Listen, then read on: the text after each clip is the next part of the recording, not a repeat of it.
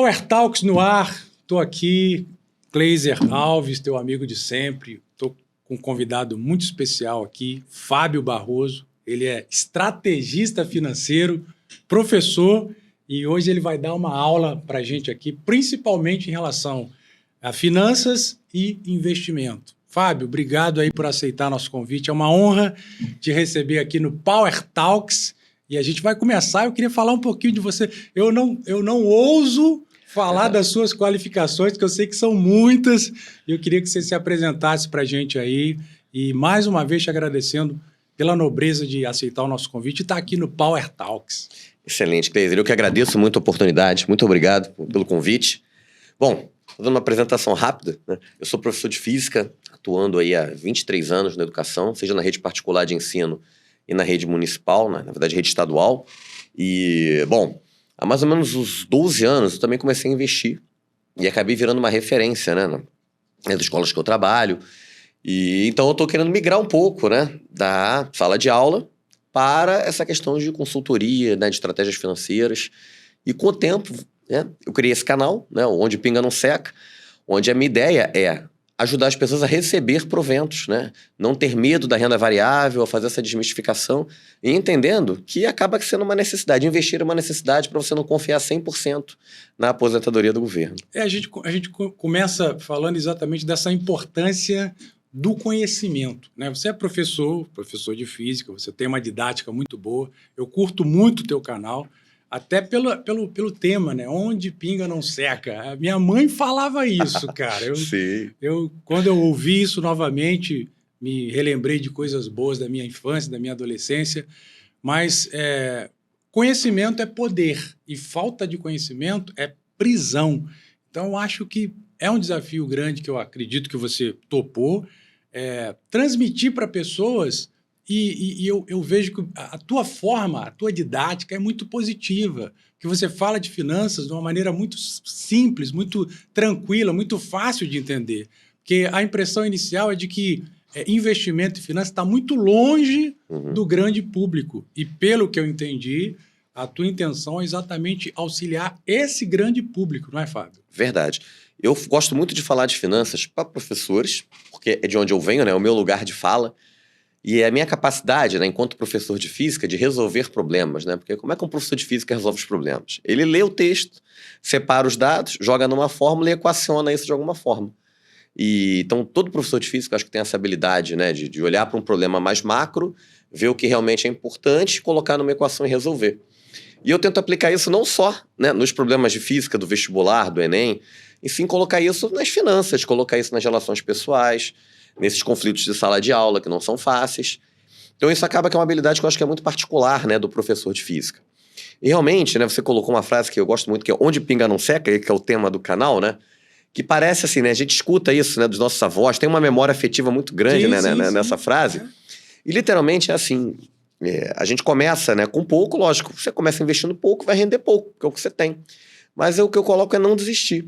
E às vezes a gente vê sempre, né, que quando vai procurar um banco para investir, tem sempre alguém engravatado, né? Sempre alguém que se distancia muito, às vezes, da nossa realidade. Portanto, da minha, enquanto professor, que trabalha de calça jeans, uma blusa polo, um blusão, você já entra, tem alguém de terno. E às vezes complica tanto com termos, né, muito complicados, que acaba afastando, né? E a gente acaba fazendo o quê? Quer poupar um pouco, tem um perfil de poupador, acaba colocando numa poupança, acaba colocando investimentos que não tem uma rentabilidade muito grande, e isso acaba, às vezes, tendo uma frustração. Porque a pessoa fala, já estou investindo há 2 anos, quer dizer, não investindo, né? Guardando, que não é a mesma coisa que investir, e acaba que não tem aquela potência toda, e acaba, sei lá, trocando de carro, fazendo uma viagem, retornando a estaca zero, só que 2 anos mais velho, num tempo mais velho, né? Porque quanto antes você começa, antes você vai chegar no seu objetivo financeiro. Eu não sei se é a tua visão também, mas alguns investidores, né, e quem ensina sobre isso, diz que até a poupança não é um investimento, né? Que ela está ali apenas pela questão da inflação, ou então é um mau investimento, na verdade, né? O que você pensa a respeito? Eu até vi no teu canal você falando um pouquinho também sobre a rentabilidade da poupança. Eu acho que nem existe rentabilidade. Você está ali no 0 a 0 ou abaixo da inflação, né? Certos anos a poupança perde para a inflação, mas ultimamente, como a inflação está em torno de 5%, né, assim, no ano de 2025, 2024, a poupança ela rende basicamente 0,5% ao mês. o que vezes 12 dá 6%, mais uma taxa chamada taxa TR, que é a taxa referencial, acho que dá entre 0,12 e 0,15 ao ano. Então a poupança ela vai te render 6,15. Se a gente pensar numa inflação de 5%, está recebendo aí 1%, né, 1,15. Então isso realmente é muito pouco. Se você pensa que a taxa Selic hoje, né, que é normativa pelo Banco Central, está pagando 15% ao ano no CDI, mesmo a inflação estando 5%, você já remunerou seu capital em 10%. Então você já vai ver uma diferença acontecendo ali no crescimento do seu dinheiro. Mas a poupança, né, a caderneta de poupança, a gente tem que lembrar que o mundo não é o mundo de 2025. Antigamente, de fato, existia uma caderneta, que era um caderninho, né, caderneta, um caderno pequeno, onde você ia até o banco, o seu gerente assinava e botava lá a lápis, né, ou a caneta, na verdade a caneta, o valor que você ia depositar e formava uma caderneta. Quando você queria sacar, o gerente pegava aquele caderninho e fazia as contas, porque quem viveu a época da inflação ali, bom, eu lembro muito bem ali dos anos de 85, 88, que o Brasil tinha uma hiperinflação. 80%, né? 70%. Ao mês, né? Quando a gente pensa, ao mês um produto aumentar 80%, seu salário não compensava. Eu lembro das pessoas que o preço do combustível e da cerveja, do cigarro, meu pai fumava, né? E a gente tinha que comprar um cigarro, basicamente, antes do reajuste do preço, abastecer o carro, tinha filas e postos de gasolina. Ou seja, um mundo completamente diferente do que é hoje. Os preços não eram eletrônicos, né? Não tinha código de barra. Então tinha uma profissão dentro do supermercado que era o remarcador de preço. É verdade. Que eles tinham umas etiquetinhas que iam colando em cada pacote de biscoito, em cada pacote de arroz, em cada pacote de feijão. Fazia isso hoje, amanhã tinha que fazer a mesma coisa, cara. Ou às vezes até no fim da tarde. E qual era a técnica que minha avó usava? Ela já olhava onde estavam os remarcadores e pegava o produto antes do cara chegar. Antes do camarada chegar.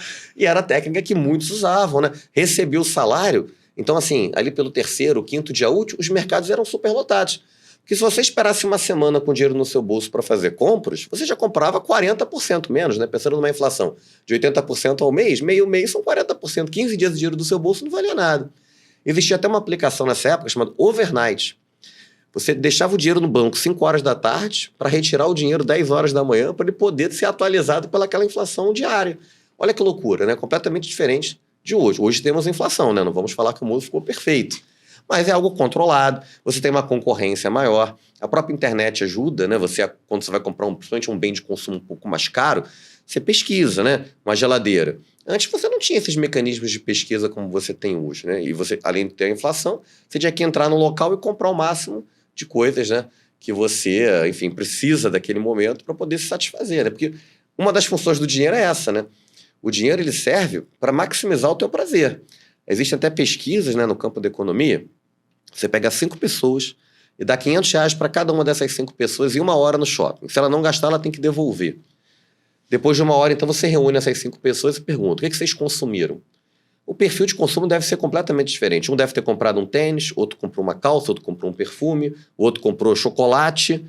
Enfim, quem estava certo desses 5? Bom, os 5 estão certos.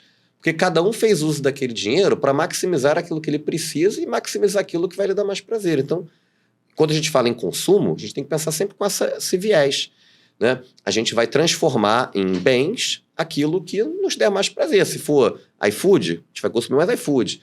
Se for viajar, você vê, tem pessoas que eu conheço que quase não saem fim de semana, mas chega nas férias, viaja para fora do país.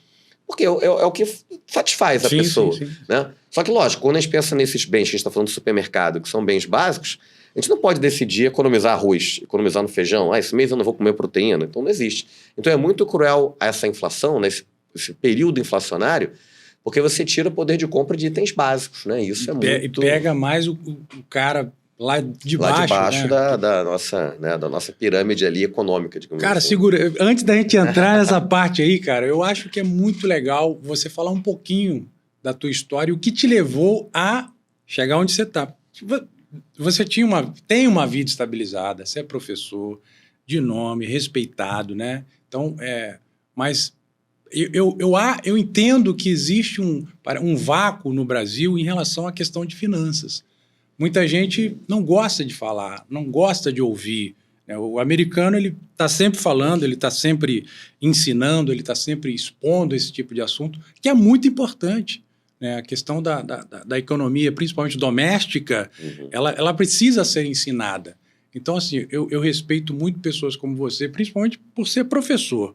Também sou formado em letras, fui professor um tempo, migrei para outras áreas, mas e você pegou uma outra área que eu acho vital para o crescimento de qualquer país, que é falar e ensinar sobre finanças, sobre economia, principalmente com a didática excelente que você tem, transmitindo de uma maneira clara, uma maneira objetiva e fácil de ser entendido, chegando até aquela pessoa que vai economizar um pouquinho, até chegar no pocão. Mas como você chegou aqui? Por que você decidiu? Como foi essa migração? Como é que está sendo esse impacto na sua vida e na vida de outras pessoas? E o que te levou a tomar essa decisão radical, né? Deixar um pouquinho a zona de conforto para encarar algo que você domina, mas transmitir para pessoas que precisam. Bom, vamos lá, vou falar um pouco de mim então, né? Bom, eu comecei a dar aula muito cedo, né? Eu estudei no Colégio Pedro II, em São Cristóvão, e quando eu terminei o ensino médio, eu consegui uma vaga para cursar física na FRJ. E sempre gostei de ciências da natureza, sempre me destaquei em matemática e física, que já era algo, né, eu gostava de ensinar. Até no Pedro II, como não tinha internet, né, eu terminei o ensino médio em 1997. Então eu chegava mais cedo na biblioteca, ensinava os amigos ali, né, antes dos testes das provas de exatas. Então me destaquei, entrei para a faculdade de física. Quando eu terminei, existe uma demanda gigante por profissionais de física. A minha turma, 5 se formaram. Então eram 40 alunos, né, na minha turma, e só 5 se formaram em licenciatura em física no FRJ. Então você tem uma demanda por profissionais que é gigantesca. Então eu fui absorvido de maneira muito doida no mercado, né? Assim, cara, eu comecei logo no meu primeiro ano, eu consegui 3 escolas para trabalhar, assim, dividindo, né, minha carga horária. Bom, e aí eu comecei a perceber que para eu ganhar mais, eu teria que trabalhar mais. Isso, lógico, tem um limite, né? Você não consegue trabalhar 100 horas por semana. Então você fala, bom, o que eu preciso fazer para ganhar mais? Bom, eu posso talvez conseguir escolas que paguem mais por hora aula, que é a minha grande ideia de onde pinga não seca. Eu quero ensinar professores a receberem horas aulas de renda passiva e não da renda ativa, né? Renda ativa é aquela que você tem que sair, trabalhar e ativamente você ganha o seu dinheiro. A renda passiva não, você tem um investimento, você conseguiu alugar alguma coisa que vai te render esse aluguel, isso chama renda passiva. Bom, e eu percebi que para eu conseguir ganhar mais financeiramente, conseguir acessar escolas melhores, eu teria que passar por estudar, eu teria que me formar melhor. Foi quando, então, eu fiz um mestrado em ensino de física, até para me tornar um especialista realmente na área de ensino de física. E, posteriormente, eu sempre gostei da área também, da área das ciências humanas. Eu entendo muito que um professor de física, todo cientista, ele é uma pessoa humana a priori, né? Quando a gente olha Isaac Newton, às vezes as pessoas falam, o cara era muito inteligente. Não, ele tinha problemas, né? Ele perdeu o pai, ele tinha problemas de aceitação, ele quando entra para a universidade, ele não é um cara muito querido. E às vezes, né, a gente sempre tenta dissociar a pesquisa do pesquisador. Mas eu acho que isso é impossível, né? Por exemplo, eu sou formado e eu estou querendo fazer essa transformação porque eu percebi essa transformação na minha vida. Eu senti falta na minha vida. Nem sempre eu investi certo. Eu investia como nos filmes. Eu pegava a grana que eu tinha juntado, comprava uma única ação, com aquela expectativa de que ela fosse triplicar de preço. Nossa, mas isso é muito ilusório. Eu não consigo imaginar hoje, por exemplo, um Banco Itaú, que é a terceira maior empresa do Brasil, dobrando o número de agências, dobrando o número de clientes. Aliás, isso eu digo para você, é quase que impossível. Então, o que justificaria a ação do Itaú dobrar de tamanho? Não. Talvez seja muito mais interessante uma pessoa que abre uma franquia de uma padaria, daqui a pouco ela abrir 4, 5 filiais, e aí sim vai quintuplicar o teu patrimônio, se ela multiplicar por 5, do que uma Petrobras, do que uma Vale. Mas entendo que, pensando nos investimentos, é importante você ser sócio de grandes empresas. Por quê? Assim como elas também não vão quintuplicar, dobrar de tamanho, então, talvez, elas também não vão falir. Eu não consigo imaginar um Banco do Brasil, que é uma empresa centenária, fechando nos próximos 6 meses. Agora, essa padaria arriscada, talvez ela mude de dono, talvez ela feche. Então, ou seja, uma das coisas que a gente tem que entender é que quanto maior a lucratividade, maior o rendimento, maior vai ser o risco que você vai tomar. E entendendo que risco não deve ser evitado, risco deve ser administrado. Você tem que administrar os riscos na sua vida, porque eles são inerentes. A gente vai ter risco. Desde o momento que a gente escolhe um caminho para sair de casa e chegar no nosso trabalho, o caminho que a gente opta tem mais risco ou menos risco. E não é porque a gente sabe que tem o risco que a gente deve evitar. Mas talvez a gente tem que administrar. Talvez a dificuldade do investidor iniciante é exatamente isso. Ele não consegue... Não é que ele não consegue administrar o risco, mas ele... De repente, ele coloca a expectativa dele em algo que não depende dele. A ação Depende de você? Não depende de você. Mas existe todo um contexto, né, da Sim. empresa, a previsibilidade, se a empresa realmente está há muito tempo no mercado, se não está, essa questão de franquia, uma série de fatores que, se o cara não colocar energia e não buscar aprender de verdade, ele pode ter problema. Sim, mas eu vou te dar um exemplo. A gente teve a crise da Covid, né, que chegou aqui mais ou menos ali pelo dia 15 de março de 2020, onde as ações na Bolsa Brasileira caíram em média 40%. Mas quando você olhava para as empresas, muitas continuaram operando normalmente. Por exemplo, as empresas do setor elétrico continuaram vendendo eletricidade normalmente, porque você usou o ventilador, seja na sua empresa, seja na escola que eu dava aula, seja na minha casa. Você tem que pagar, Eu tinha que pagar. Isso aí. Existem empresas de saneamento básico, eu continuei dando descarga, tomando banho, eu continuei lavando até mais a mão. Enfim, então, numa crise sistêmica, que a bolsa cai 40%, a gente deve fazer a seguinte pergunta, né? Bom, essa empresa, de fato, ela teve algum problema que acarretou essa queda de 40% ou foi uma coisa aleatória? Bom, nesse caso, foi uma questão aleatória, uma questão mercadológica. E aí, logicamente, é o momento de comprar. E isso é muito difícil para o investidor. Mas é a lógica do mercado. Se eu estou acostumado a comprar um certo produto e eu chego no supermercado, esse preço desse produto está 40% menor, o que geralmente a gente faz? A gente fala, pô, se a validade for grande, cara, eu vou comprar um pouco mais, vou fazer um estoque, porque eu estou acostumado a comprar esse produto. Por que não usar essa mesma lógica para o mercado de renda variável? Porque a gente não, olha, eu confio no Banco do Brasil, o Banco do Brasil já existe há mais de 100 anos, de repente eu abro lá o aplicativo para fazer a compra e o Banco do Brasil caiu 10%. Deixa eu ver aqui as notícias. Não teve nenhuma crise, nenhum diretor demitido, nenhum caso, né, complicado. Foi alguma coisa que aconteceu externo ao Banco do Brasil. Então o Banco do Brasil está perfeito. E com 10% de desconto, então esse é o momento de eu reforçar minha posição em Banco do Brasil. Agora, lógico, eu tenho que avaliar se a crise, o que gerou a crise é algo interno do banco, um escândalo, um roubo, aí logicamente você não reforça a tua posição. Mas se for algo, uma eventualidade, alguma coisa externa, porque as pessoas também, por que vendem? Aí tu fala assim, Fábio, mas se o Banco do Brasil é um bom negócio, está caindo 10%, porque alguém vendeu. Por que alguém aceitou vender Banco do Brasil, já que ele é um bom negócio? Porque quando a gente olha o mercado como um todo, na Bolsa Brasileira existem mais de 400 ações. Então, às vezes, meu capital é único. Se eu olho, de repente, uma empresa B, que pode me dar um retorno maior que o Banco do Brasil, naturalmente eu vou fazer um movimento de vender as ações, por exemplo, do Banco do Brasil, para comprar essa empresa B, que tem um potencial maior.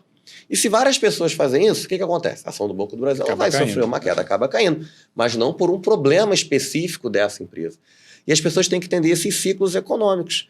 A gente sempre tem que comprar na baixa, coisas boas quando estão baratas, a gente tem que consumir, e fazendo isso repetidas vezes, né, que é o pinga-pinga, né, do onde pinga não seca, é que a gente vai ter uma estratégia vencedora para o longo prazo. Seria a máxima comprar na baixa e vender na alta. Exatamente, mas a gente nunca sabe quando é a baixa e quando é a alta. Pois é. Essa é a verdade. Porque eu entendi muito bem o que você falou e concordo contigo, mas nem sempre essas informações, esses pormenores, tá disponível, né? 10% mais baixo, por quê? Às vezes a gente não tem essa informação tão precisa até para você tomar uma decisão de comprar na baixa, né? Sim. Ou pode ter alguma coisa, tipo, quem imaginaria que Lojas Americanas ia passar por aquilo que passou? Quer dizer, parecia uma coisa bem sólida e de repente aconteceu o que aconteceu. Bom, no caso específico das Lojas Americanas, é um problema de fraude em balanço. E os balanços são auditados. Então você teve toda uma estrutura ali que levou, né, a ludibriar, a enganar os acionistas. E é o típico caso que, por mais que a ação tenha caído 90%, eu não recomendaria que ninguém comprasse mais. Porque aí não é um risco do mercado, foi um risco da própria empresa que teve uma fraude, né, que teve, enfim, prejuízos bilionários. E não conseguiu detectar, né? E não conseguiu detectar. Mau caratismo, né? Pessoas mau caráter tem em todo lugar. E aí, por isso que eu falo, a gente tem que se distanciar desse tipo de empresa.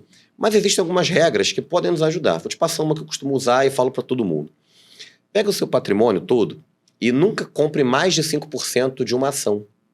Por quê? Porque vamos supor que você tem 5% das ações de uma empresa A.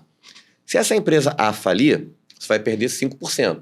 Muito raro, porque existem recuperações judiciais, não é um processo que as pessoas acham, a empresa faliu, eu zerei. Não, também não é bem assim. Mas vamos supor que ela tem um prejuízo gigante como Loja Americana. Digamos que eu tivesse 5% de Loja Americana no meu portfólio. Bom, a loja americana praticamente desapareceu. Perdi 5%. Pensa, a Selic hoje está 15% ao ano. Então, mais ou menos em 4 meses, se eu deixar o dinheiro parado, eu recupero esses 5% que eu perdi com loja americana. Agora, se eu tivesse 50% do meu capital em loja americana, os 50% que me restou teria que render 100%.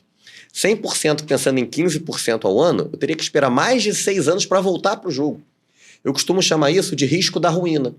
Então, os teus negócios, as empresas que você tem, que você é sócio, que você compra ação, elas nunca podem te arruinar. Então, uma das regras que eu tenho é, no máximo, 5% em cada ação. Você não pode ter uma ação de estimação, por quê? Existem pessoas mau caráteres e você não sabe. Você pode ser enganado. Mas se eu tenho no máximo 5% e dá uma crenca ali, quebra aquela ação, 4 meses eu volto para o jogo com o meu patrimônio inicial. Mais do que isso, já é um risco muito grande. E isso também é um indicador, como você falou, a gente nunca sabe quando é baixo e quando é alto. Nesse sistema, eu sei. Imagina que eu tenho 5% de uma ação B. Num belo mês, eu esperei um mês passar, fui olhar, apareceu que eu estou com 7% da ação B. Isso significa que ela se valorizou. O que é o momento de eu fazer? Eu vendo esses 2% a mais, porque ela está em alta, e invisto em outra que, de repente, eu analisei que ela está em baixa. Então, a própria maneira de você montar a sua carteira, ela vai te sinalizar o que está em alta e o que está em baixa, você usando essa regrinha da porcentagem, que é bem simples. Tá, mas você pode usar isso para todos, principalmente para os gigantes, os 3, acho que é a Petrobras, o Itaú e o outro é a Vale. Vale. Sim. A previsibilidade deles é bem mais robusta do que da padaria da esquina, né? Você usa a mesma máxima para eles também? Sim, porque a gente tem que analisar, né? Empresas grandes e empresas pequenas são empresas. Dessas mais de 400 ações que estão na Bolsa, a cada 3 meses elas são obrigadas a entregar um relatório para a CVM. CVM é a Comissão de Valores Mobiliários. A função da CVM é sempre proteger o pequeno investidor. Então a CVM ela tem os analistas, elas recebem esses relatórios, essa demonstração de resultado de exercício, né, DRE, e eles fazem uma avaliação, cujo objetivo é sempre proteger esse pequeno investidor que está formando suas economias ali e evitar.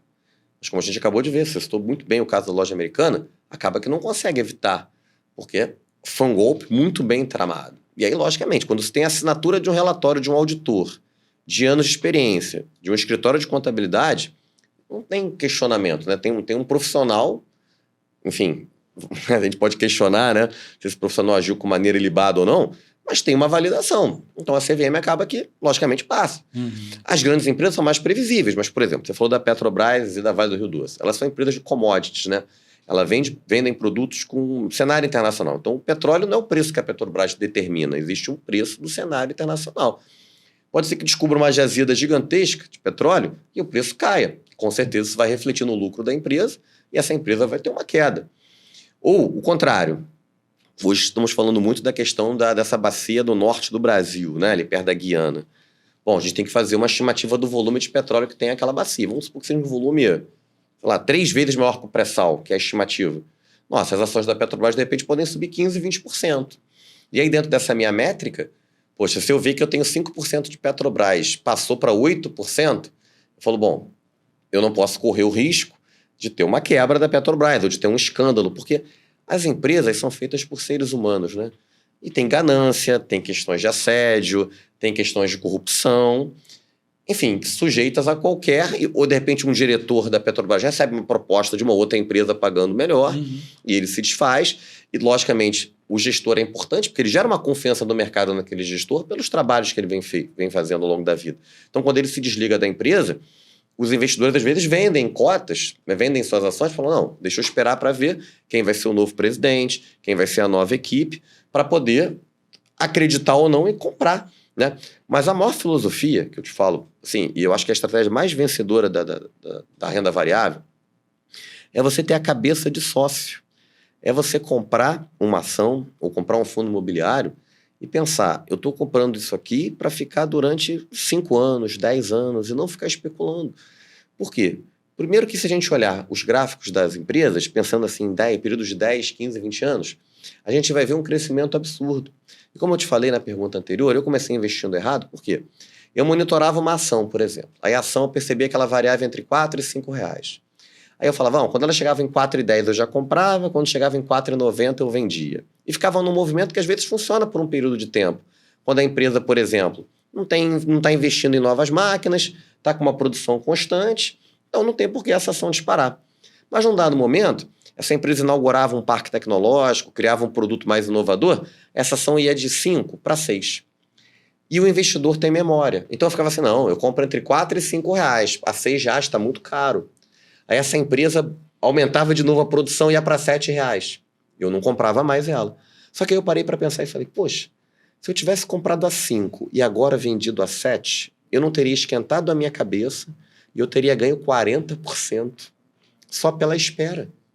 O segredo está na espera. Eu costumo falar muito para os meus alunos, né? E quando eu criei esse canal também, porque eu não posso ficar falando muito de educação financeira das minhas aulas, porque eu sou professor de física, eu tenho aprovação para o Enem, enfim. Então, eu pensei do seguinte, bom, fazendo uma analogia, o dinheiro como semente. Quando a gente pega uma semente de um maracujá e planta, não vai nascer o maracujá na semana seguinte, no mês seguinte, não, nem no ano seguinte.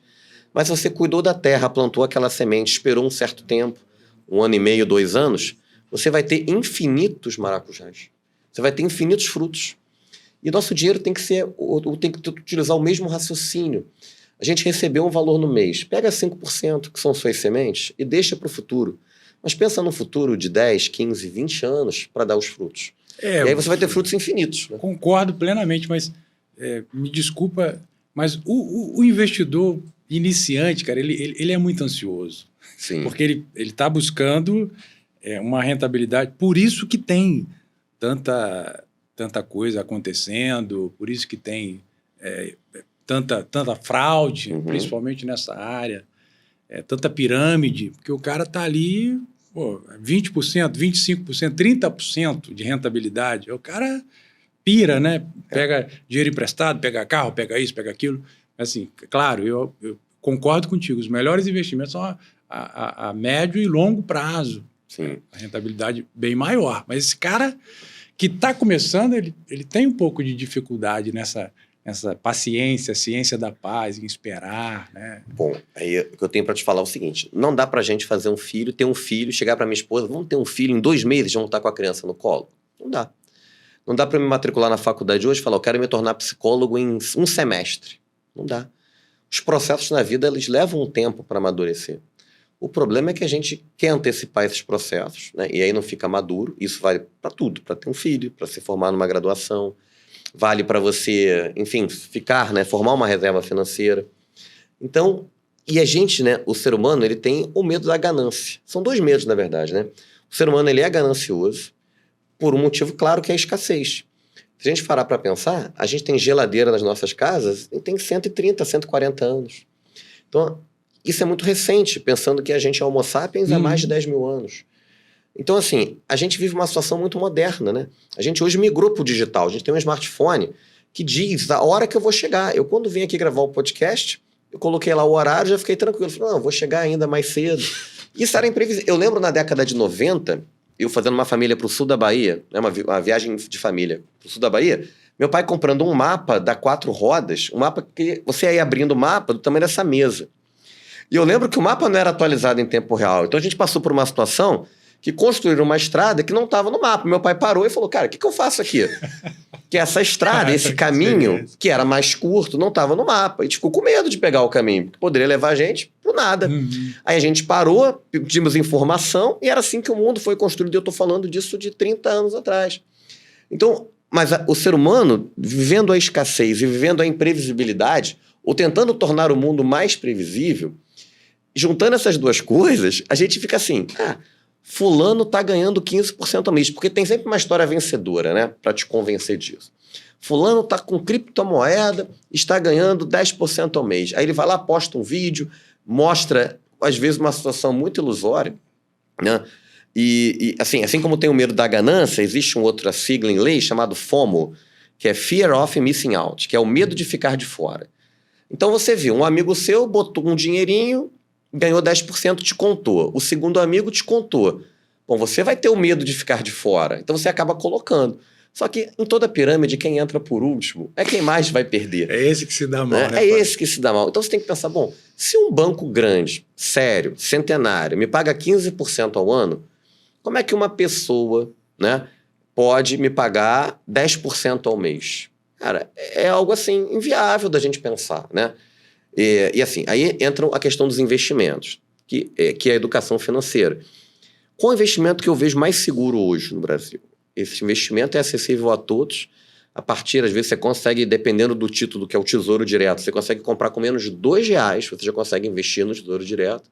E por que para mim, ele é o mais seguro? Porque ele tem a garantia do governo. Se a gente for pensar no governo, que é o que baliza, né, a taxa de juros e tudo, o governo precisa de dinheiro. Por quê?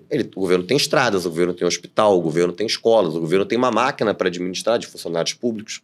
Como é que o governo faz para conseguir o dinheiro para se manter? Tem 3 maneiras que o governo consegue dinheiro para se manter. Primeiro, que é a mais impopular, é aumentando impostos. Ele vai lá, é como se ele tirasse um pouco do dinheiro do seu bolso e botasse na conta do governo.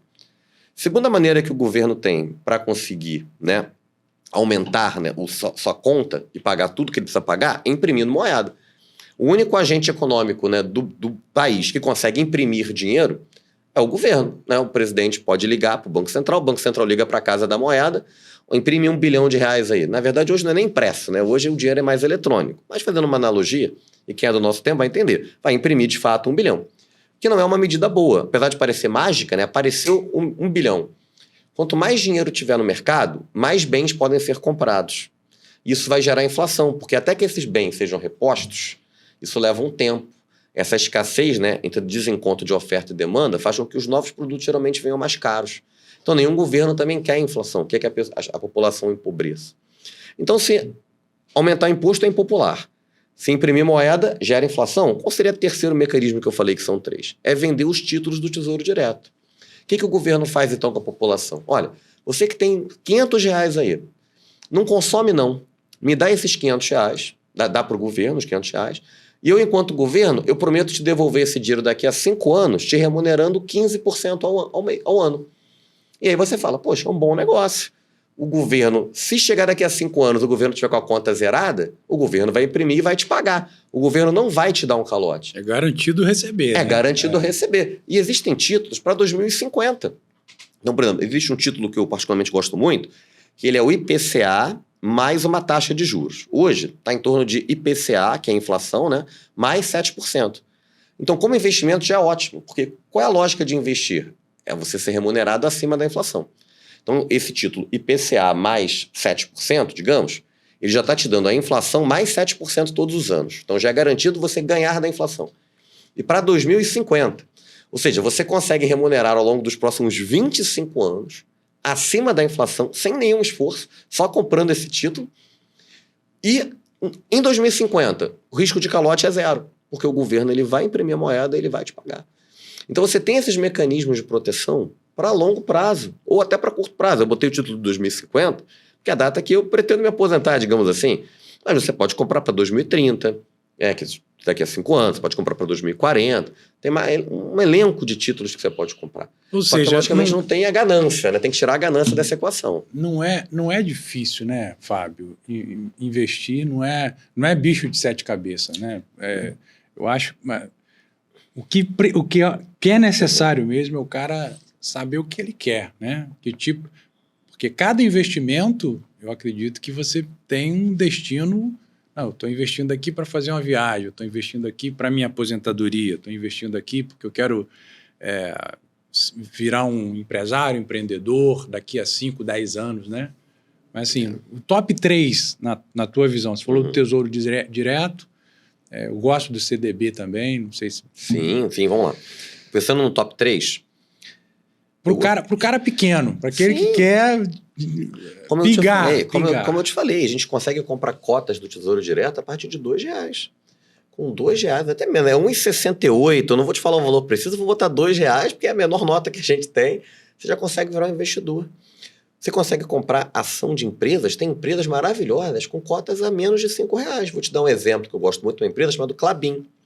A Klabin, a cota dela, mais ou menos gira em torno de 4,60, 4,80, né? Como a renda variável, não tem uma precisão. Não sei que eu estivesse vendo o programa da Bolsa aqui. O que a Klabin faz? A Klabin, ela é dona de várias florestas. Então, ou seja, ela já tem aquela área, né? E terras são escassas, né? Tem até um ditado que eu ouvia muito da minha avó: compre terras porque Deus não fará mais delas. Né? E por isso que terra se valoriza, ainda mais em locais, né, valorizados. Compre terras porque Deus não fará mais delas. Então, a Klabin, ela é dona da terra, das fazendas, então ela tem as árvores, então ela não depende de comprar a seiva de outras árvores, da madeira, então ela tem a máquina. O que ela faz? Ela faz basicamente hoje papelão. Aí você falou, pô, Fábio, como é que uma empresa de papelão vai lucrar? Se a gente for pensar, cada vez mais o que a gente vê é o que? Mercado Livre entregando produtos com papelão, é a Amazon entregando. Cara, a demanda por papelão, caixa de pizza, caixas de comida, tudo embalado. Sim. Então é uma empresa que tem um potencial de crescimento gigante, ela paga dividendos na sua conta, dividendo é parte do lucro da empresa que é repartido com os acionistas, e uma cota dessa empresa ela está custando menos de R$5. E eu poderia te dar várias outras empresas. Tem uma empresa que eu gosto muito também, chamada Kepler Weber. A Kepler Weber ela faz silos para armazenar grãos. Se a grande parte do PIB do Brasil vem do agro, uma empresa que trabalhe paralela ao agro é uma empresa, então, que também está no hype, está na crista da onda. E uma ação da Kepler também está em torno ali de R$7, R$8. Né? Tem outra empresa aqui, brasileira, chamada Schultz, que faz compressores. É uma das maiores empresas da América do Sul. E às vezes as pessoas não conhecem. Inclusive, ela tem fábricas fora do Brasil. E por que é bom você ser sócio de uma empresa que tem fábricas fora do Brasil? Porque ela recebe também dólar. Então, se o dólar disparar, parte do lucro dessa empresa, que vai vir em dólar, vai remunerar. Então, pensando no top 3, você estudando um pouco, acho que o Tesouro Direto, pensando assim, para médio e longo prazo, com garantia do governo, ele é fundamental. Você colocou o CDB. CDB é o Certificado de Depósito Bancário. Ele é fundamental porque ele é uma alternativa à poupança. Como a gente falou no início desse programa, a poupança vai te render em torno ali de 6,1%, 6,2%, 6,3%, 0,5% ao mês mais a TR. O CDB, ele tem uma garantia do Fundo Garantidor de Crédito até R$250 mil por CPF, por instituição financeira, e ele rende todo dia a Selic, basicamente a Selic. Então você já vai passar aí de um rendimento de 0,5% ao mês para hoje em torno de 1% ao mês, com rendimentos diários. Então, para uma proteção, para você se animar, para quem gosta de ver todo dia o aplicativo do banco, aumentando, crescendo. Olha, tem ali um centavinho, um realzinho, enfim, isso é muito bom. Mas eu acho que você não pode deixar de olhar também para a renda variável. Por quê? Porque existem ações que conseguem render 20%, 30% ao mês. Eu vou te explicar agora por quê. Eu entendo, mas assim, há 20, 30 anos atrás, você investir em ação era muito difícil, extremamente difícil. Hoje está muito mais fácil, né, Fábio? Acho que é até legal falar isso. Claro. O cara, ação e tal, não é mais bicho de 7 cabeças, né? Principalmente com a modernidade do smartphone e tal. Fala um pouquinho disso também, para tirar o medo dessa galera aqui. Então, a gente falou da caderneta de poupança aqui, onde o gerente anotava o valor que você depositava. Imagina comprar uma ação. Era aquele pregão justamente muito doido, com umas 100 pessoas no pátio ali, gritando, telefone, toma conta, eu quero tanto. Então, uma loucura. Hoje em dia não existe mais isso. E outra, era caro também. Você pagava várias taxas, né, para você conseguir comprar uma ação ou outra. Então você tinha o custo, você tinha o medo, você tinha aquela especulação. Hoje não, porque é um sistema de informática, então tem lá os vendedores, tem lá os compradores. Quem quer vender sempre vai querer um preço um pouquinho maior, quem quer comprar vai querer um pouquinho menor. Quando um cede ali, faz o negócio, esse negócio é automático, transparente, auditável. A CVM, como eu falei, que é a Comissão de Valores Imobiliários, melhorou muito para proteger o pequeno acionista dessas tramóias, dessas oscilações, né? Então, hoje em dia, a gente tem muita evolução. Mas eu vou lembrar aqui que existe o maior investidor pessoa física do Brasil, chama Luiz Barsi. E ele começou a investir ações nesse pensamento de se aposentar há 50, 60 anos atrás. Hoje, acho que ele tem 84 anos, o Luiz Barsi. E ele recebe hoje mais de R$1 milhão por dia em dividendos. Eu acho que ele tem um patrimônio de 3 bilhões de reais. E anda num carrinho popular. E anda, ele fala que tem um Tigo 2010, né? Enfim.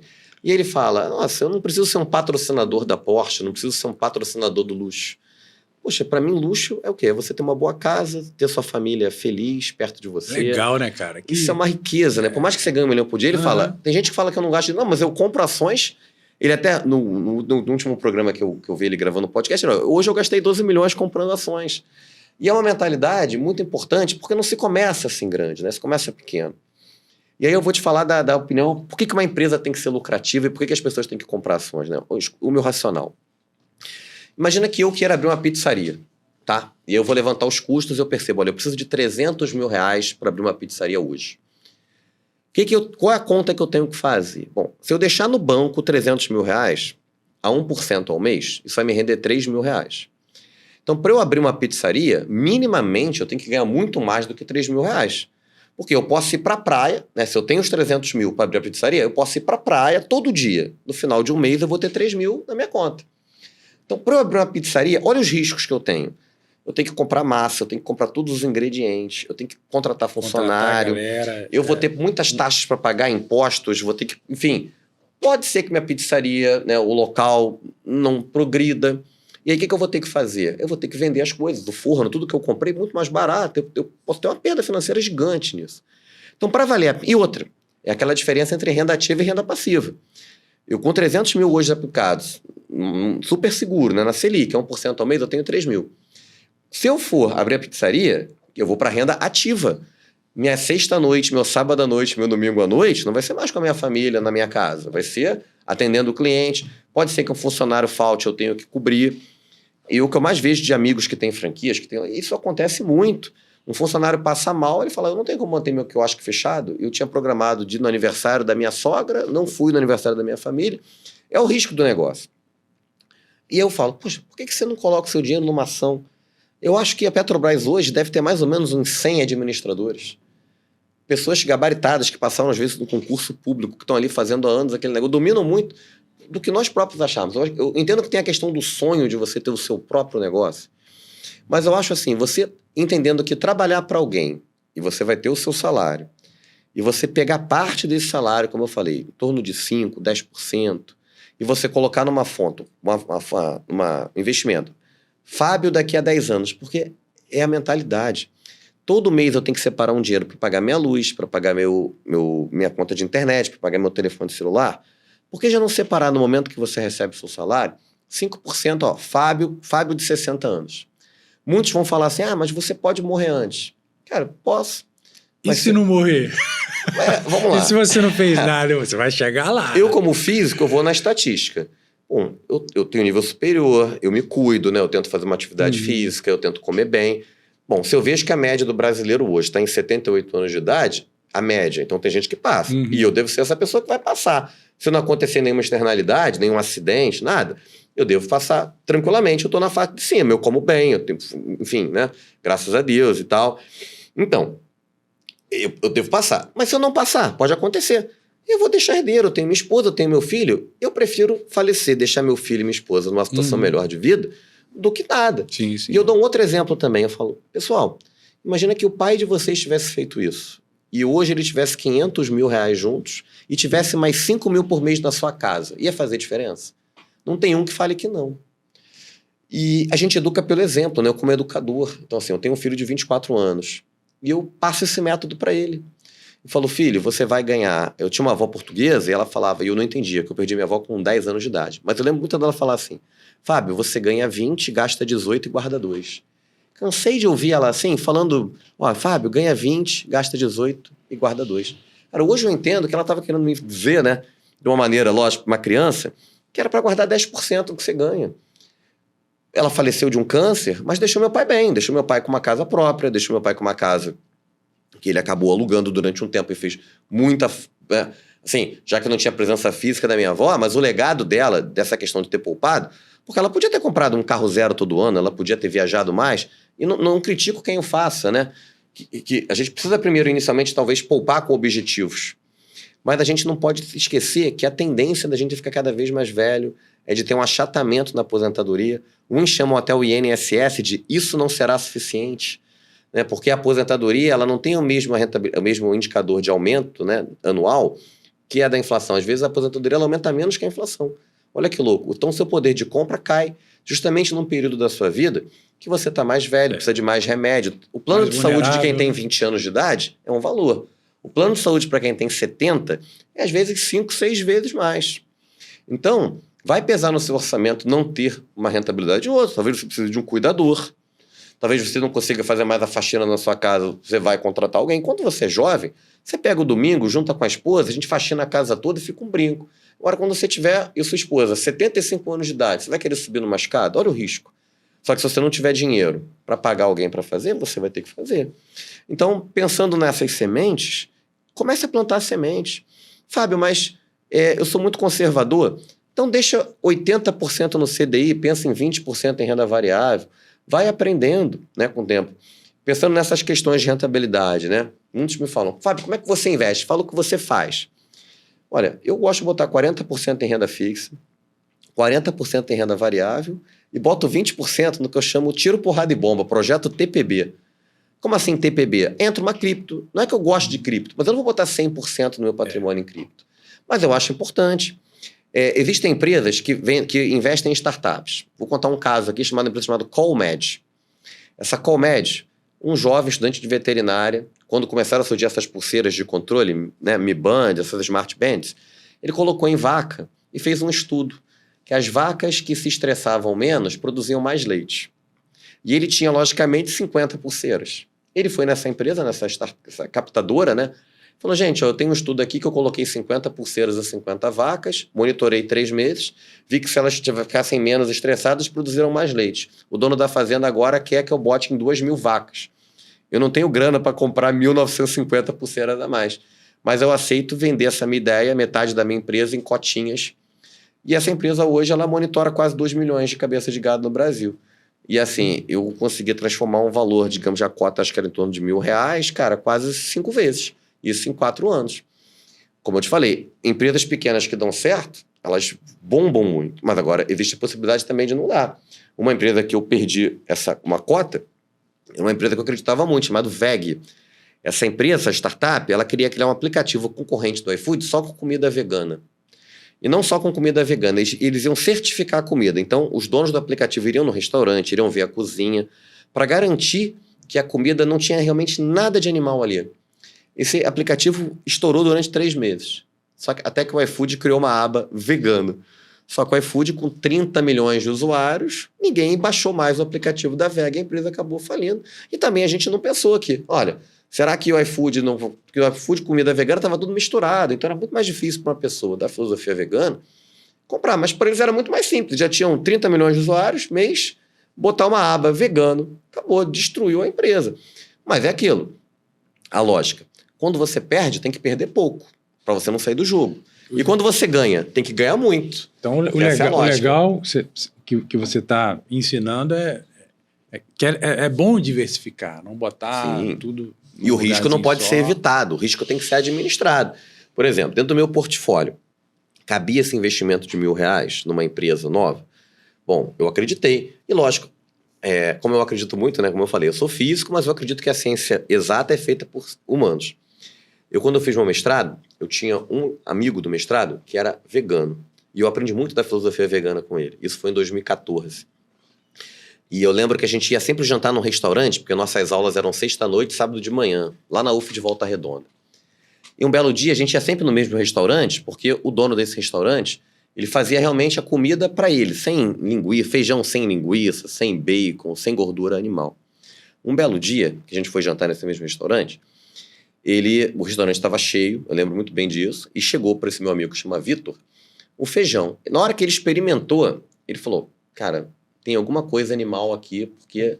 Aí ele chamou o dono do restaurante e falou, olha, eu sou vegano há 10 anos, se eu comer alguma coisa com animal, com proteína animal, eu vou passar muito mal no dia seguinte, porque meu organismo não está acostumado a nada animal. E o dono do restaurante confessou, o dono do restaurante falou, olha, poxa, o restaurante está cheio, eu não consegui fazer esse feijão especial para você, eu acabei tirando tudo. Ele falou, pô, cara, você podia ter me avisado, porque, poxa, esse teu, né, você tentou me enganar, eu percebia, e eu vou passar mal amanhã eu já sei que vai ser um dia ruim para mim, enfim. Então isso me tocou muito, essa experiência que eu tive. E aí quando eu vi que tinha uma startup, né, uma empresa com um aplicativo vegano, isso me toca.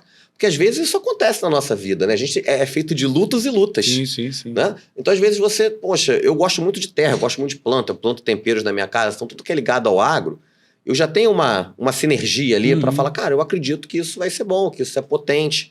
E você às vezes tem uma conexão com alguma coisa, né? Poxa, e essa conexão acaba te levando também numa tendência de avaliação. Né? Por exemplo, eu sou professor, eu até brinco, né? Onde pinga não seca, onde pinga horas aula. Não seria maravilhoso uma manhã de 6 tempos? Imagina, um professor que ganha R$30 por hora a aula, então em 6 tempos na manhã ele ganha R$180. Imagina que você consiga ganhar de rentabilidade R$180 no mês. Você já pode deixar de dar aula uma manhã, para você estudar, fazer um curso, ficar com a sua família, cuidar da sua saúde. Porque o que eu vejo é que muitos professores negligenciam isso. Como eu falei, quanto mais a gente trabalha, mais a gente ganha. Então você acaba pegando 50 tempos semanais, 60 tempos semanais, e aí você não vê seus filhos crescerem, você não dá uma atenção na sua casa, você está ficando mais velho. E o que está ficando? Às vezes, para você se compensar, você compra uma roupa mais cara, você vai num restaurante mais caro, acaba aquele ano, você fala, o que ficou? Às vezes nada. Só lembranças. Só que o teu filho vai lembrar do tempo que você não foi numa reunião, não foi ver ele trocar de faixa no judô, ele não foi, enfim, estar numa cerimônia que para ele era importante, porque você estava dando aula. Sua esposa talvez lembre que você chegou 10 horas da noite para um jantar do dia de casamento, porque você estava dando aula. Essas coisas marcam. E o dinheiro, então, não é o dinheiro pelo dinheiro, é o dinheiro como liberdade. Imagina que você conseguiu durante 20 anos ter uma reserva de 400 mil reais. Completamente viável, você colocando ali entre 200 e 250 reais por mês, pensando em 20 anos, você tem ali em torno de 400 mil reais. Isso a 1% ao mês te dá 4 mil por mês. Você perde um emprego, perde uma escola, você não vai ficar desesperado. Você fala, olha gente, eu vou viver com 4 mil, que é o que eu tenho de rentabilidade, até eu conseguir outra coisa. Né? Então o dinheiro, ele tem que ser pensado, na minha opinião, como liberdade. Eu vou ficar livre se eu tiver uma reserva que possa me sustentar por um certo tempo. Concordo plenamente. E essa reserva, né, a longo prazo, é imprescindível, principalmente no país que a gente vive, né, cara? Se você pensar em aposentadoria, tu tá... Mas assim, eu queria falar também um pouquinho, que eu acho bem interessante, alguns ensinadores não gostam, outros gostam, né, sobre a reserva de emergência. Sim, perfeito. Né, que é algo que, ao meu ver, é importante. Fundamental. Existem alguns, por exemplo, Joseph Murphy, ele, não, você não pode pensar em coisa ruim, que você vai atrair e tal. Paulo Vieira também criticou uma época aí. Mas, assim, é uma necessidade, em tese, que se você não pensa, se você não se prepara para o dia de amanhã, ele pode chegar e você... Sim. Pega o desprevenido, né? Então, a gente começou falando de investimentos, mas, enfim, o ponto é sensacional. Antes de pensar em investir em renda variável, em qualquer coisa, eu recomendo muito que você tenha o que a gente chama de reserva de emergência. O que seria reserva de emergência? Se você é um funcionário CLT, você tem uma carteira assinada, é recomendado que você tenha 6 meses do que você ganha guardados numa conta. E isso não considera investimentos. Para que serve a reserva de investimento? Pensa comigo. Se você já começar comprando renda variável, comprando, investindo, e vai que naquele mês você bateu com o seu carro. E você vai ter uma despesa, digamos, de R$2 mil. Se você não tem reserva de emergência, você vai ter que vender os ativos que você comprou. Fábio, foi o que aconteceu comigo. Uma época eu ganhei uma graninha de uma indenização e joguei em CDB. Cara, mas eu não tinha essa reserva de emergência. Deu um problema no carro, eu fui lá e resgatei, perdi praticamente. Exatamente. Então, e às vezes está num momento ruim, como eu te falei, a gente tem que comprar bons ativos quando estão baratos. Vai que um cenário vem de baixa, e você fala, nossa, eu não posso ficar com o carro quebrado, eu preciso me desfazer. Então, se você tem ali, né, pensando no CLT, 6 meses do seu ganho financeiro ali, isso vai te dar o seguinte, se você perder o emprego, você pode falar para sua família, olha, a gente tem 6 meses de tranquilidade, não vamos ficar desesperados. Eu vou continuar assinando Netflix, eu vou continuar indo a restaurante. Lógico, vai ter uma reorganização, mas você tem esse período. Se você é funcionário público, aí dificilmente você vai perder o seu emprego. Mesmo assim, eu recomendo que você tenha 3 meses, por causa dessa lógica. Vai que você está todo comprado em renda variável. E acontece uma emergência, um remédio. Poxa, a gente não tem ideia. As remédios não é só aquela carteirinha de dipirona de 8, 10 reais. Tem medicamentos que custam 300, 400, 500 reais. Sim. Você tem que tomar 2 caixas no mês. Faz uma diferença. Se você não tiver aquela reserva de emergência, então, enquanto funcionário público, acho que 3 meses é um valor ideal, o que você vai fazer? Você vai lá, tira da reserva de emergência, mantém a sua renda variável de acordo com o cenário, seja de alta ou seja de baixa, e depois você repõe. Né? Que é um dinheiro, como o nome já diz, né? É para emergência, não é para investimento, é para emergência. E, por exemplo, se você tiver filhos, então, nossa, filho caiu, tomou ponto, né? Rasgou uma mochila, você tem que comprar a mochila, que é algo caro e você, às vezes, não está prevenido.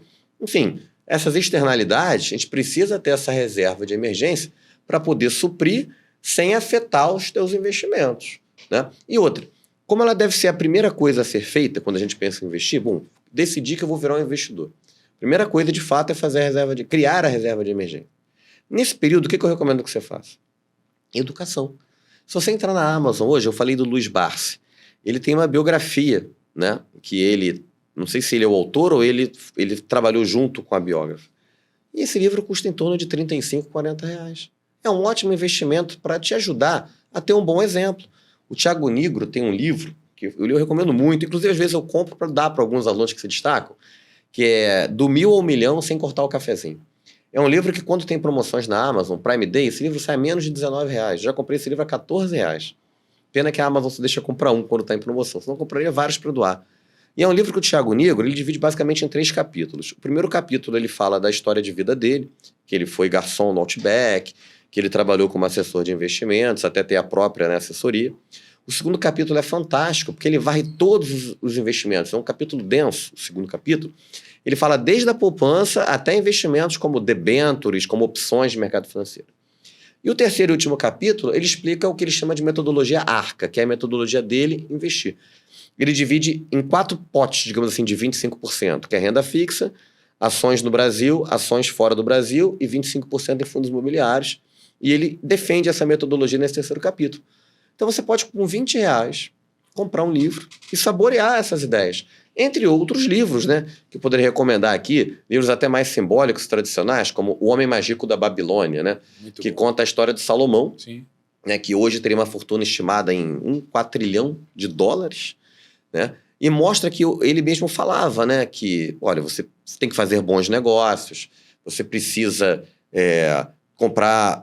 Na época era o ouro, né? Você precisa ter metais, que a gente pode tentar imaginar hoje que os metais, o ouro daquela época, seria, de repente, as commodities de hoje, né? O petróleo, o próprio ouro, a prata, o minério de ferro, que são algo escasso, e tudo que é escasso tem a tendência, né? Pela lei da oferta e da demanda, potencializar. Então, são livros que trazem certas lições e custam menos de R$50.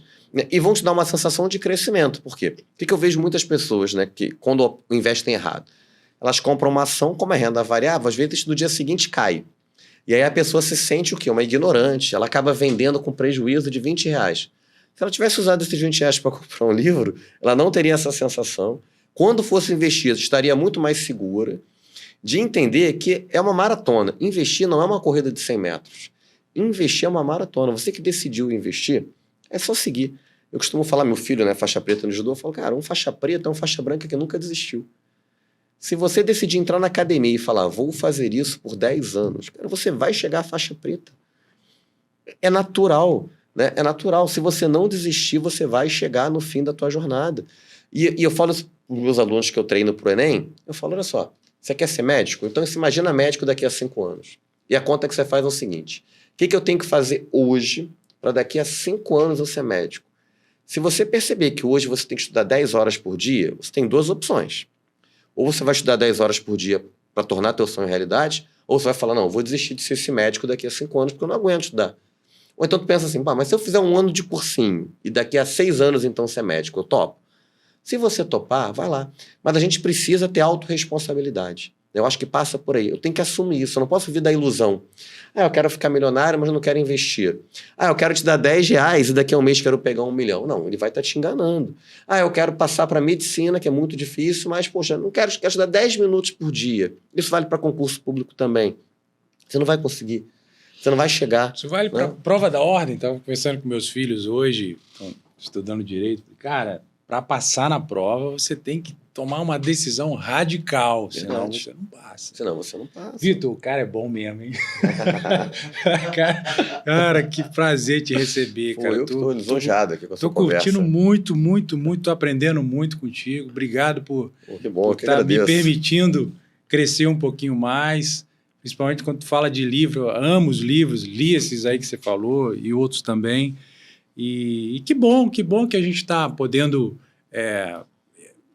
transmitir para pessoas, né, simples como eu e como você, que querem um futuro melhor. Tudo que a gente tem realmente está na mesa, né? A gente tem o presente. E aí, qual a decisão, para mim, quem será o Kleiser daqui a 5 anos? Eu tenho que tomar essa decisão agora. Com certeza. E eu, como professor, né, costumo usar a etimologia da palavra. Pô, tua aula deve ser muito bacana. Deve ser concorrida a aula dele, né, Vitor?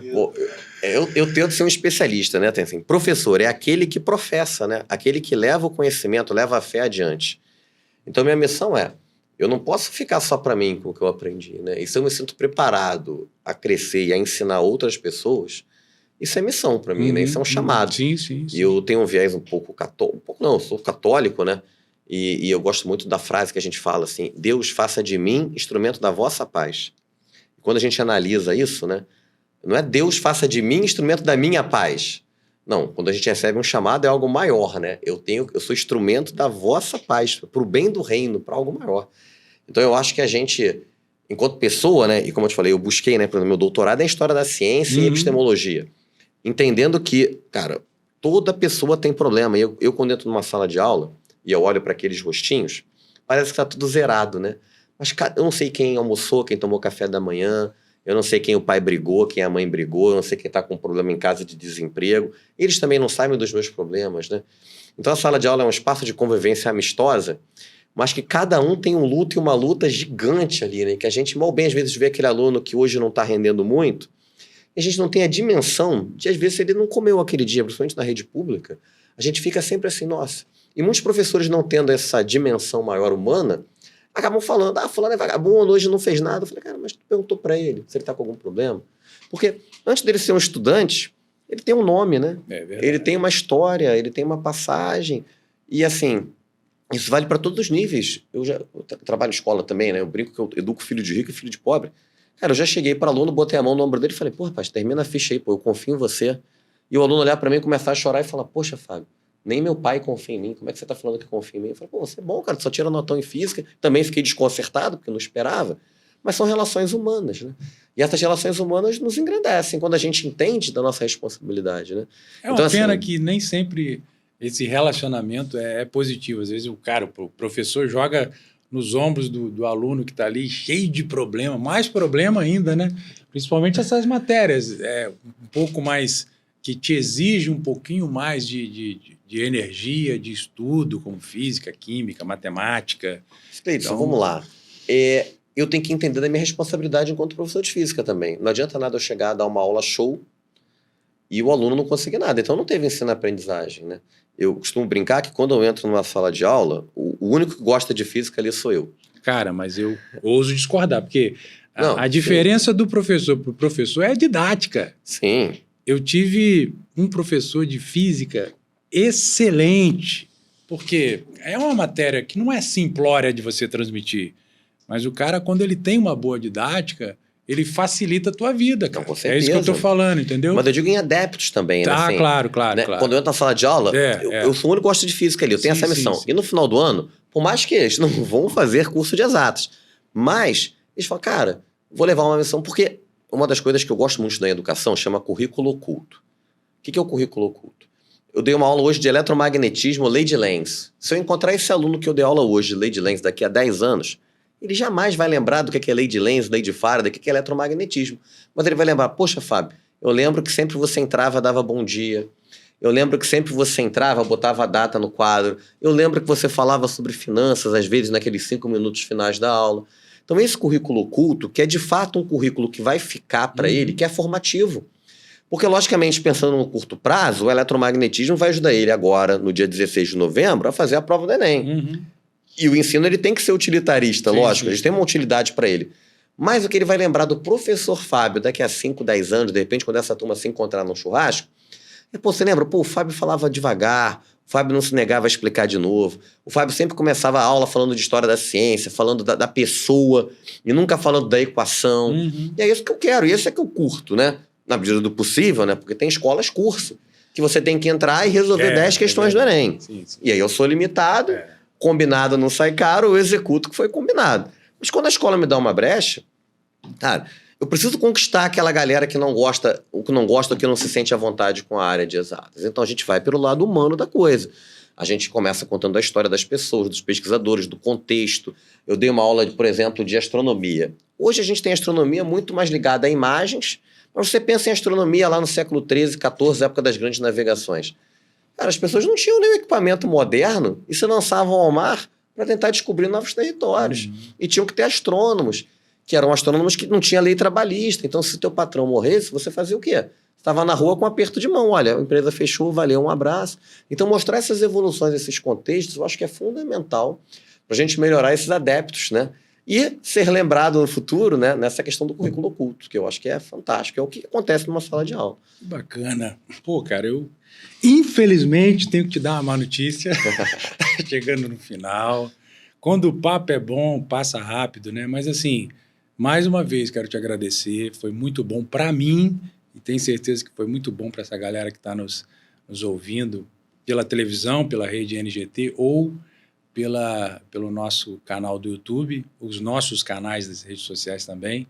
Mas eu queria te pedir, né, humildemente, que você deixasse aí as suas considerações finais. Primeiro, antes disso, como é que a gente consegue te encontrar, né? O teu WhatsApp, o teu site é muito, muito bacana, eu tenho aprendido bastante ali, mas existem outras formas também da pessoa chegar a você. Eu sei que você tem uma vida muito corrida, mas como você decidiu, né, doar um pouquinho da tua atenção para ensinar pessoas comuns a investir, a crescer, como é esse canal até chegar a você, até chegar a tua equipe? Então, no Instagram, onde pinga não seca, tem um TP-Link, onde tem um link para o nosso WhatsApp, e ali tem várias informações. Como eu falei, sou professor, estou fazendo certificações de mercado financeiro, estou escrevendo um e-book, né, que em breve para fazer o lançamento desse e-book, a gente vai produzir curso. Eu quero realmente me doar mais para essa questão dos investimentos, nesse nível que eu falei, literalmente onde pinga não seca, ensinar as pessoas que devagar, com pouco investimento, mas pensando no longo prazo, isso é transformador na vida das pessoas. Então, contatos, TP-Link, no @onde pinga não seca, vai fazer contato com a minha equipe no WhatsApp, prontamente respondido, e a gente vai poder se encontrar, fazer parcerias, enfim, convites e promover a educação financeira e transformar a vida de pessoas. Maravilha. Então, dá um conselho a essa galera que está com pouca grana, mas que com essa pouca grana dá para multiplicar, né? Com certeza. Pessoal, o maior aprendizado que eu posso passar para vocês nesse momento é: reserve entre 1% e 5% todos os meses do que você ganha. Investir é uma metodologia, é método. Você não tem que pagar INSS compulsoriamente quando você trabalha de carteira assinada, não tem que pagar seu aluguel mensal, seu condomínio, sua conta de luz, sua conta de internet, enfim, todas as contas que você paga. Crie uma conta. Fulano, daqui a 20 anos, Fábio com 60 anos. E deposite sistematicamente. Pessoal, tudo que você faz repetidas vezes, você vai fazer bem. Você toca violão todo dia muito bem, cara, você vai tocar bem depois de um tempo. Você faz arte marcial, faz um tempo, você vai lutar muito bem. Investir é a mesma lógica. Todo mês deposita lá 5%, 5%, 5%, 5%. Prevê isso, que vai dar muito certo na sua vida. Nos siga no Instagram, @onde pinga não seca, e teria imenso prazer em ajudar, trocar ideia, conversar, e vamos com tudo. Valeu, Fábio. Edson, muito obrigado. Papo demais. Valeu. Agradecido demais por você estar aqui. Obrigado você também pela tua atenção. A gente está finalizando hoje o Power Talks especial com o Fábio Barroso. E espero que você tenha gostado. Se você gostou, mande aí para pelo menos 100 pessoas e vamos avançar juntos. Te espero aqui no nosso próximo Power Talks, e com certeza a sua atenção é muito importante para a gente. Vamos avançar juntos!